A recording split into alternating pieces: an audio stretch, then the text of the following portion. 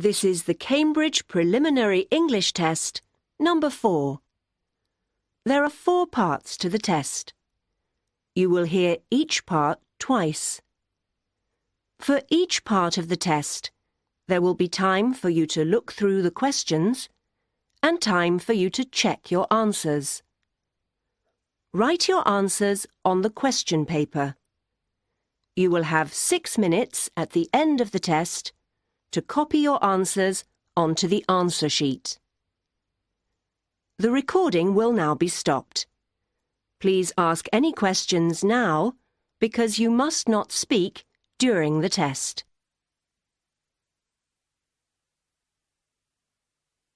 Now open your question paper and look at part 1. There are 7 questions in this part. For each question, there are 3 pictures and a short recording. Choose the correct picture and put a tick in the box below it. Before we start, here is an example. What's the time? Have you got the time? Yes, it's 3:20.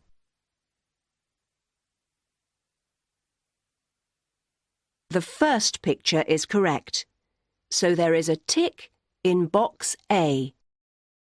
Look at the 3 pictures for question 1 now.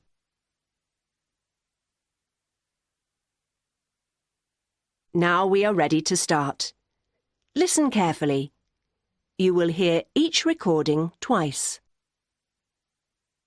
1. Where are the woman's glasses? I can never find my glasses. Where did you have them last? I either had them when I was working, or I left them in the lounge when I was watching television. They're not in either of those places, you know. You're wearing them.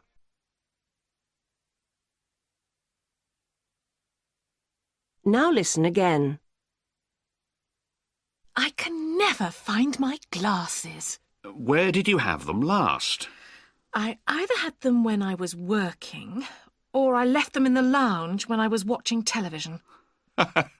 They're not in either of those places, you know. You're wearing them.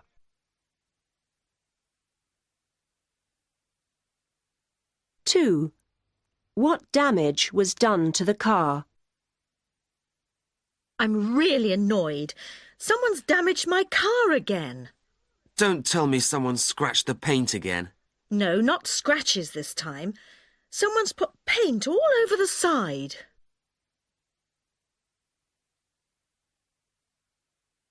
Now listen again. I'm really annoyed. Someone's damaged my car again. Don't tell me someone scratched the paint again. No, not scratches this time. Someone's put paint all over the side.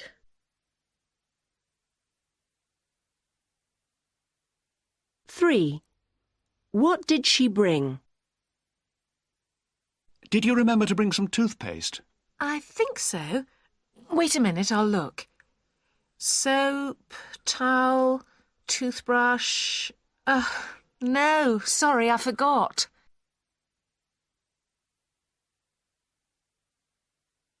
Now listen again. Did you remember to bring some toothpaste? I think so. Wait a minute, I'll look. Soap, towel, toothbrush... no, sorry, I forgot.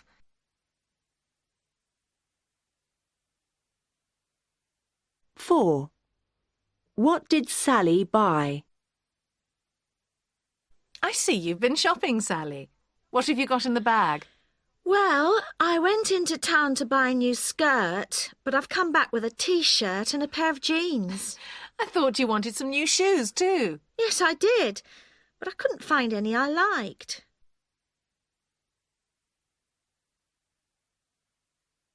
Now listen again. I see you've been shopping, Sally. What have you got in the bag? Well, I went into town to buy a new skirt, but I've come back with a T-shirt and a pair of jeans. I thought you wanted some new shoes too. Yes, I did, but I couldn't find any I liked.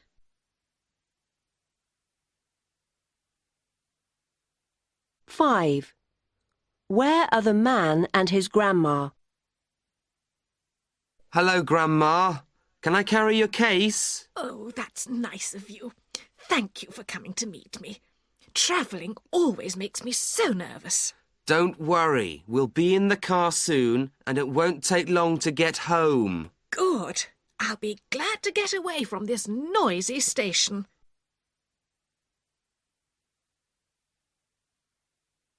Now listen again. Hello, Grandma. Can I carry your case? Oh, that's nice of you. Thank you for coming to meet me. Travelling always makes me so nervous. Don't worry. We'll be in the car soon, and it won't take long to get home. Good. I'll be glad to get away from this noisy station.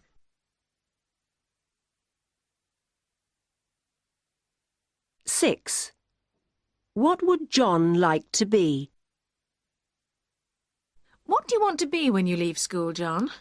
You always wanted to be a professional footballer, didn't you? Well, I did. I thought about being a doctor too, but I don't think I could pass all the exams. What about being an engineer like your brother? It's a nice idea, but I think I'd like to do what my dad does. He teaches maths.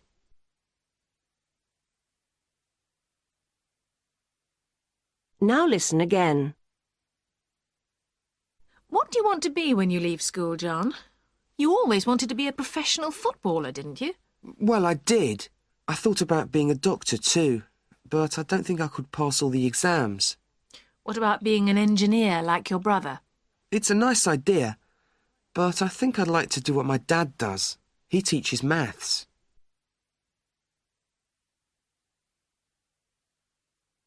Seven.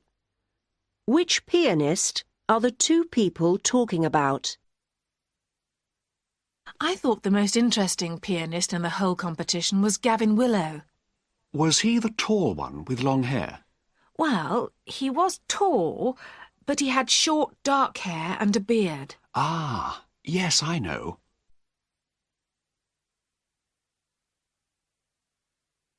Now listen again. I thought the most interesting pianist in the whole competition was Gavin Willow. Was he the tall one with long hair? Well, he was tall, but he had short, dark hair and a beard. Ah, yes, I know.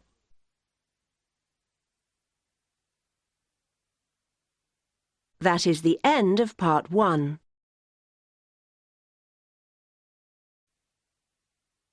Now we are ready to start. Listen carefully. You will hear the recording twice. Welcome, ladies and gentlemen, to the Morecambe Museum of Fashion. Before we go up to the fashion exhibition Clothes of the Future, I would like to show you some slides on the screen and say a few words about the history of fashion. I will also mention some of the important people in fashion. This will provide an introduction for you and will prepare you for the clothes that we're going to see in the exhibition. As I'm sure you know, nowadays fashion is something that almost everybody enjoys. People of all age groups and all incomes usually have an interest in what they wear. But this has only recently happened, and I will tell you why. Until the beginning of this century, it was only the rich who could afford to follow fashion. There were no factories to make many copies of the same article as there are today. Rich men and women wore trousers, jackets and dresses which were made especially for them. This picture here shows a young lady being measured for a dress that she will have made by hand, exactly how she wants it to be. Ladies' clothes in those days were long and usually tight-fitting and made of heavy material. However, the new century, the 1900s, brought new ideas. The important person at this time was Coco Chanel, who started making clothes in 1908 in Paris. Many people think she was the 20th century's most important influence on fashion. Chanel loved to wear loose-fitting clothes and produced jackets and skirts which everyone admired. Here's a picture of one of her latest suits. Even today, people still wear styles like this when they want to look smart. Young Paris designers all began to produce simple clothes, and skirts started to get shorter. The idea of special clothes for playing sports also became popular in the early 1920s. Things like long shorts and tennis clothes started to become fashionable. Soon, factories produced these new styles more cheaply. And then many more people were able to enjoy fashion. In 1947, after the Second World War, Christian Dior used all the new materials available to produce a fashion which was known as the New Look. As you can see in this picture, he made skirt lengths longer again. Later, in the 60s, flower power and student fashion were popular. In London, Mary Quant introduced short skirts. These were worn with boots that went up to the knee. Look at the white, shiny boots in this picture. And now we come to today's exhibition. Some of the clothes you will see today will be very different from anything which you have seen before. The exhibition aims to take a look at the sort of clothes that we might wear in the next 50 years. Let's go inside and have a look at the exciting clothes that are waiting for us. This way.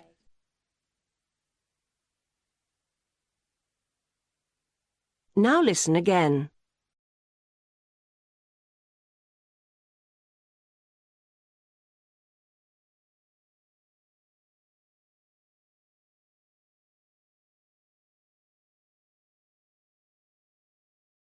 Now turn to part 3, questions 14 to 19. You will hear a man talking about Tanya Perry's life. For each question, fill in the missing information in the numbered space. You now have 20 seconds to look at part 3.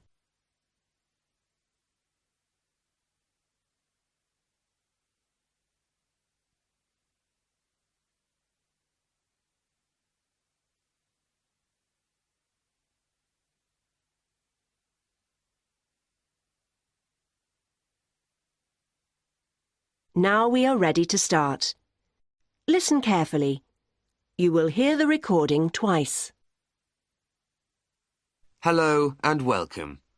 We're spending the first part of today's programme talking about Tanya Perry. And with me today is Ray Potter, her friend and colleague for many years. Yes, well, I've known Tanya for nearly 20 years.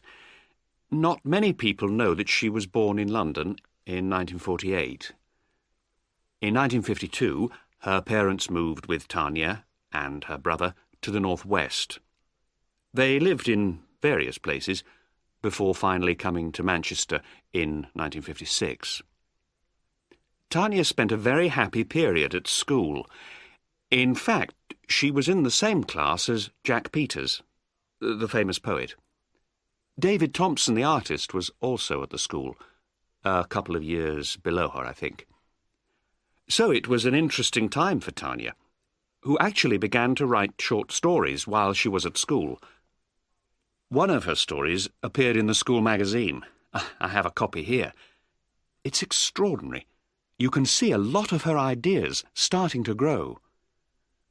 When Tanya left school, she didn't go to university, as Jack Peters did, but got a job immediately. She was never interested in university life. What she wanted was to be part of the real world, to meet different people and get more experience of life. So in the early 1970s, she became a waitress, working in what was then one of the most popular cafes in Manchester. She was writing at night, and in 1975 she had her first play performed at the Edinburgh Festival. She gave up her day job the following year to be able to write full-time.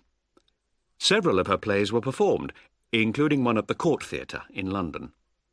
This was where she met film director Robin Newgate, who she later married. Robin introduced her to the film world, and in 1979 she wrote the story which later became the film City Life, which Robin directed. It won the prize for Best Foreign Film at an important French film festival in 1984. Tanya could have moved to Hollywood then, but she was still married to the theatre, and to Robin, so she decided to stay here. Now she has 24 plays in print, 18 in translation, which makes her work very widely known all over the world.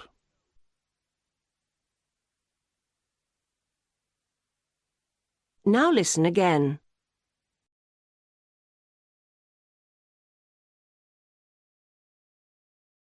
Now turn to Part 4, questions 20 to 25.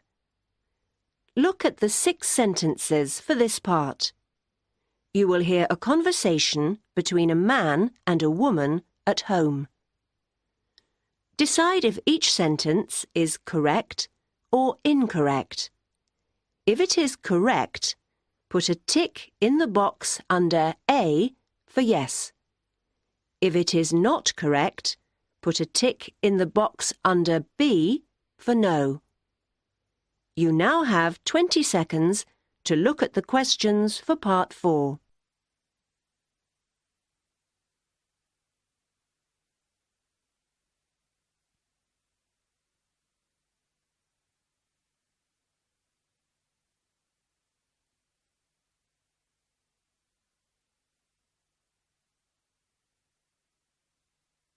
Now we are ready to start. Listen carefully. You will hear the recording twice. What shall we do tonight? Shall we go out somewhere? No, I'm tired. I've had a really hard day. That's a bit boring. Come on, let's go to a cinema or see that new play at the theatre. Not tonight. Why don't we rent a video and stay in? Well, I'd rather go out. But if you're tired, OK. So what shall we have? How about that new Italian film? Oh, no. Far too serious for me. I'd fall asleep. Why can't we get something funny? A film with Rick Moranis or someone like that. A comedy? No, thanks. I'm not wasting my money. Well, I'll pay if you're going to be difficult about it. I'm not being difficult. I just don't want to see a comedy. Fine. What else do you suggest, then? How about a Robert De Niro? We've seen them all. Maybe, but they're great films. Let's watch one again. Now you're suggesting something that's a real waste of money. And I hate seeing films twice, you know that. OK. What then? Oh, forget it. We're obviously not going to agree anyway. No, I tell you what. You go down to the video shop and choose a film. Whatever it is, I'll watch it. Really? And you won't be difficult or make me feel guilty? No! Go on, off you go. I'll make something to eat while you're out. Great! See you in a few minutes then. Bye.